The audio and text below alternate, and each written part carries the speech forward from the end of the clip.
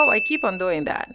I am going for it with shaking legs, understanding that I have been my entire life just one thing, just an activist. That's everything I know.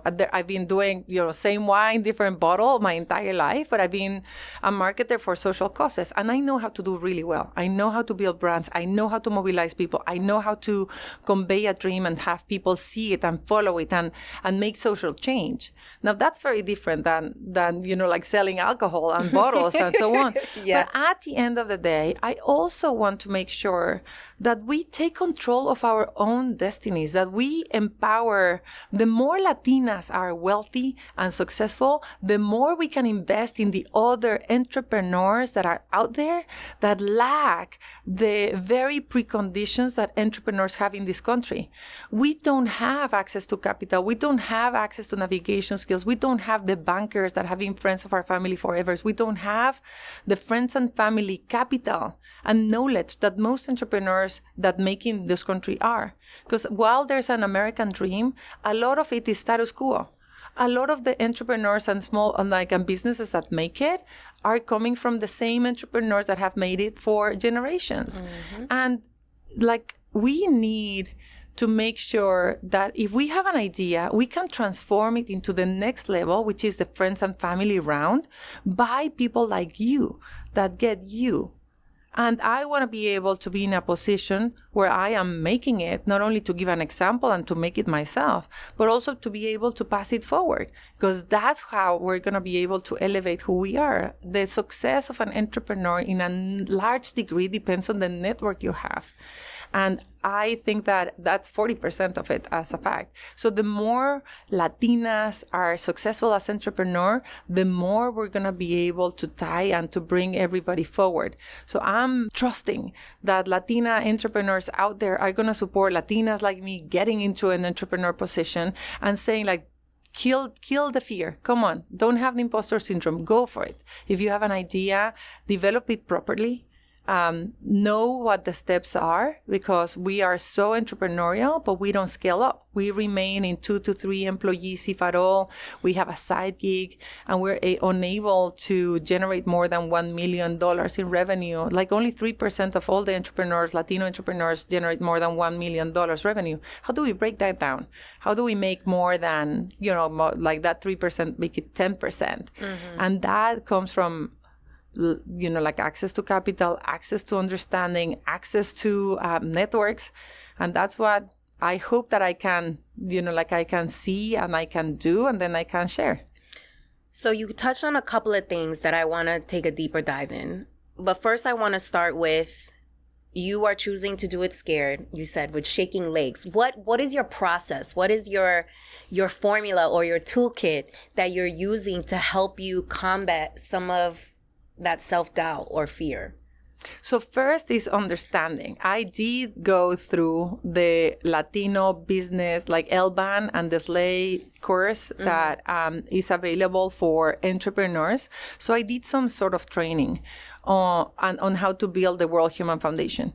Once I was advocating hard for myself to be able to be in a training course for entrepreneurs, even though I was not one, so that I could build the World Human Foundation and scale it, so that it could really lift the mission that we were set to accomplish. So some sort of training allowed me to believe that I can do it. I am not taking unnecessary risks that could jeopardize either my activities, my reputation, my capital. I am doing because knowledge is so key, information is so key, and I'm surrounding myself by people that are entrepreneurs that are able to share some advice that is clearer and better for me to understand that what I hear from people that are what I just went to a webinar. I didn't understand 10% of what everybody said, but talking to a friend that has gone through the same probably gives me more information in half the time. So I think that being informed allows me to feel more confident. I think that having access to capital at the beginning of your journey really, really helps. And I am building up a network of the people that will help me scale, but also of the people that I can learn from and sell to. So I think that that's sort of like the key. But in reality, is the voices in your head that we need to procure for. So it's like once you have the hard core, like, okay, access to capital, access to networks, access to information. Now the reality is like, I'm still afraid. I'm still self-doubt. I'm the first woman in my family that gets into the alcohol business.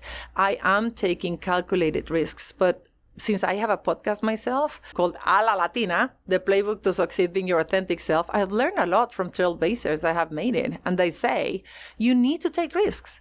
At the end of the day, you need to take calculated risks. And those are the voices that I try to make bigger than mine. Describe what is a calculated risk to you. So right now, I would say I'm getting into the alcohol category. Mm-hmm. And I am looking at the consumer data that says there's more than 600 million bottles of tequila sold every month. And that growth of tequila, that is a $9 billion industry, is followed by mezcal, which is a much lower volume category, but is growing 14% and is calculated to be growing 14% a year for the next 10 years. So if I look at that, I'm like, okay, I'm in the winning category because Mexican spirits are attractive to people. Because if I look at the rest, which is, I'm very data-driven. And I think that I recommend to every entrepreneur to be data-driven and to understand what is it, because data turns on lights. And when you're like seeing what's happening, you're able to take decisions with more clarity so that your few, like the few dollars that we have, we can invest properly. I'm looking at beer going down. I'm looking at wine going down. People are tired of consuming sugar, so they want healthier. They want more authentic. They want more Mexico, more Latino. Latino is in brand. Like number one beer in the country is Modelo, not because we drink a lot, but because everybody wants to be a little Latino and they like Latino products. Mm-hmm. So I'm looking at that data and saying like, okay, I'm in a winning category. And Sotol is rare. It's almost like a tequila, but healthier and more rare to find. The cactus is different. It's called Dacilirium. And so while agave is really popular and people understand it, Sotol is a male and a female, and it's very hard to pollinate. And so you need winds, which don't happen in the desert in Mexico. And then there's bats. So the fact that you have already like babies of these Sotols makes it almost like a miracle drink. And then you put that is in the Sierra and the mountains of the Sierra in the desert. It's really hard to get these. So these are going to be a precious and very selective thing. So it is almost like for people that care about Mexican spirits, but know that there's very exclusive, very rare drinks. So being a marketer, I'm dreaming of the experience. I literally am listening to you and I'm like, look at this marketer go. You are just spitting it out. I love it. Exactly. Yes. So I'm excited on the risk I'm taking because I know I'm in the right category, that I can build a story based on not only my family, 40 years of family, but I'm in the winning category. And I'm not going to invest more, or I'm not going to hire more than what I know I can be building little by little. So even like the risk that I'm taking is I'm not going to go crazy and put everything in.